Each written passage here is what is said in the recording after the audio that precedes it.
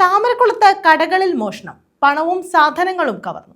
അങ്ങാടിക്കടയിലും പലചരക്ക് കടയിലും പെട്ടിക്കടയിലുമാണ് മോഷണം നടന്നത്. നൂറിനാട് പോലീസ് അന്വേഷണം ആരംഭിച്ചു. ഒരു ബോക്സ് എണ്ണ, ഒരു റോള് റോപ്പ്, പിന്നെ തേയില, ബ്രഷ്, ഇതൊക്കെ എന്റെ പോയി.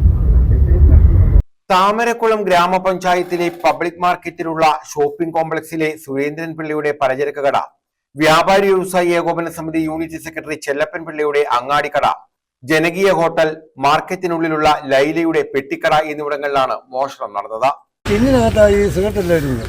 ഒരു പെട്ടിക്കകത്ത് ചില്ലറ ഒരു 10,000 രൂപ, ചില്ലറ ഒരു 10,000-4,000 രൂപ അല്ലാതെ ഇരുന്നത്. അത് പണയത്തിന് അടയ്ക്കാനുള്ളതായിരുന്നു. അത് മൊത്തം ഒന്ന് കൊണ്ടുപോയി. ബോക്സും ഇത് പെട്ടി ഉൾപ്പെടെ കൊണ്ടുപോയി. ആ രസീത് എന്തായാലും ഇവിടെ ഉണ്ട്. അത് വേറെ എടുത്തില്ല. അതുകൊണ്ട് ആ രസീത് കിട്ടി. 10,000-35,000 രൂപ പണയമായിരുന്നു. വല്ലവരുടെയാണ്. എന്ത് ചെയ്യാനാ?